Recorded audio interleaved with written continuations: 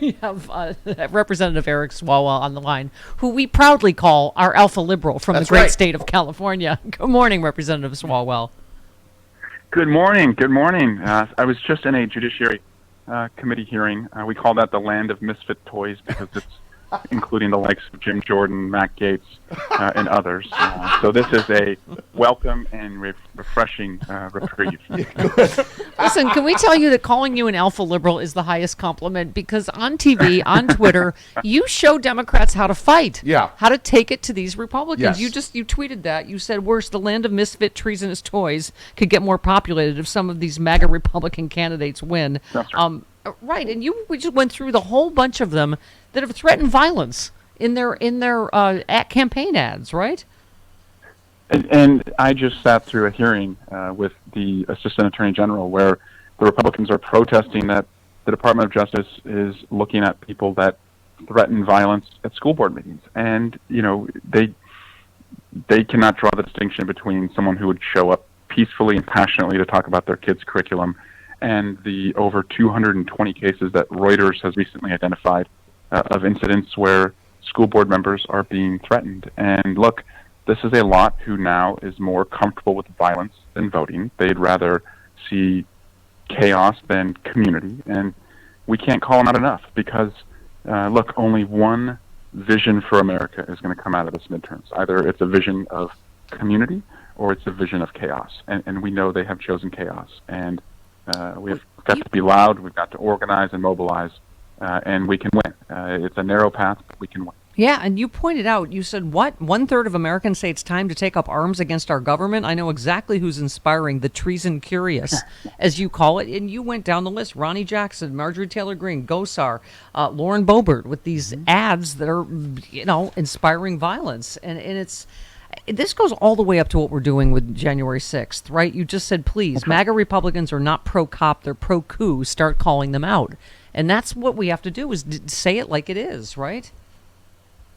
We let them define us as, you know, a defund the police, open border, socialist party, and one, you know, that is not who we are at all. That doesn't reflect Joe Biden's beliefs. It doesn't reflect the majority that Nancy Pelosi leads in the House, and it doesn't reflect, you know, Chuck Schumer's thin majority in the Senate. But we are often on our heels, and so I think we have to play on their side of the field and put them on their heels because they have proven, not just by, you know, fringe people in their party that they're outside the mainstream, but by the votes that they've taken, that the majority of them voted against same-sex marriage. The overwhelming majority of them voted for forced pregnancies for women. Majority of them voted against contraception. So that's who they are. And so we have them on the record. This isn't, you know, Marjorie Taylor Greene said something and we're projecting it on all of them. No, these are votes that they've cast that put them outside the mainstream of the freedom that we all want for ourselves, our family, and our community. And yeah, let's keep them on their side of the field, not ours. Yep. You tweeted, imagine hating America so much you're rooting for higher gas prices just to own the libs. Prices were surging. POTUS and House Democrats attacked the problem while MAGA GOP exploited. Now they're coming down.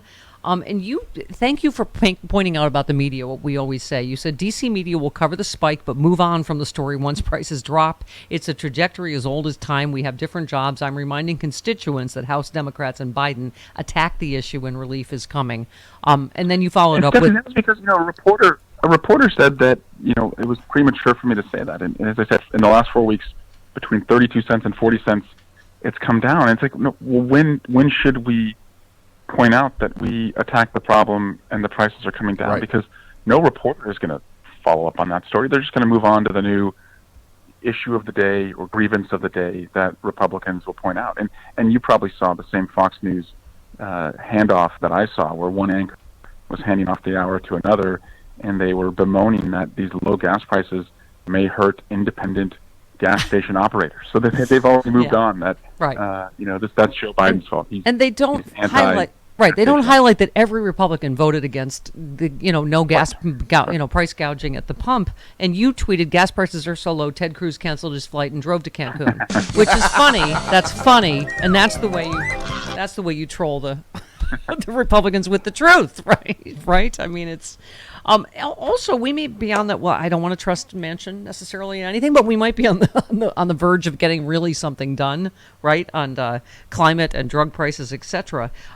You tweeted yesterday the Senate passed my bipartisan Homicide Victims Family Rights Act that will reinvestigate homicide files upon request by a loved one 3 years after the case goes cold. Next stop is POTUS's desk to be signed into law. You, as a former prosecutor, tell us how, about this and why you wanted to get this done. Too many families have nearly lost hope that the case involving their lost loved one will be solved. And more cases, when it relates to homicides, are unsolved than solved. And that's hard to believe, right? But more cases in a homicide investigation are unsolved. And so this would allow, after 3 years, any cold case, any federal cold case, to essentially be reopened and reexamined by a new investigative team as new tactics, techniques, and science becomes available. And so it's just giving hope to people who are losing hope. And we did it in a bipartisan way. It's pro-victim. It works with law enforcement to support them in their efforts to reinvestigate. And again, it was bipartisan, and so it's going to be signed into law in the next couple of days. And we hope the president touts that as, again, Democrats working, to keep people safe in their communities and hold people accountable, and devote resources to hold people accountable when a loved one is lost. You won Twitter this week, I have to say. Right-winger tweeted, there are no pronouns in the Constitution, and you said, why is MAGA so bad at this? Yeah. We the people. The first word. Okay, the very first thing. We is a pronoun. But I have to ask, I had to save to last the best as you sit on House Judiciary. Obviously with the news out of the Justice Department this week and from Merrick Garland, I think people are feeling more confident than ever that justice is coming for Trump and for January 6th. Where do you stand on that? They are moving closer and closer, to the center of the circle. And most investigations, as you know, are kind of outside in or bottom up. So they're moving to the center and they're moving to the top. And at the center and at the top is Donald Trump. And, we know that before the election, he said that it was going to be fraudulent. So he seeded that idea that the only way he could lose was if it was fraudulent. Afterwards, he spent millions, nearly $100 million, to tell people it was fraudulent and then to convene them in Washington. And when they came to Washington and when he knew that it was going to be violent, he leaned in and aimed an angry mob that he had incited at the Capitol. And once they went to the Capitol armed, and he knew they were armed, and he wanted the metal detectors to come down, despite them being armed, he did nothing for nearly 3 hours.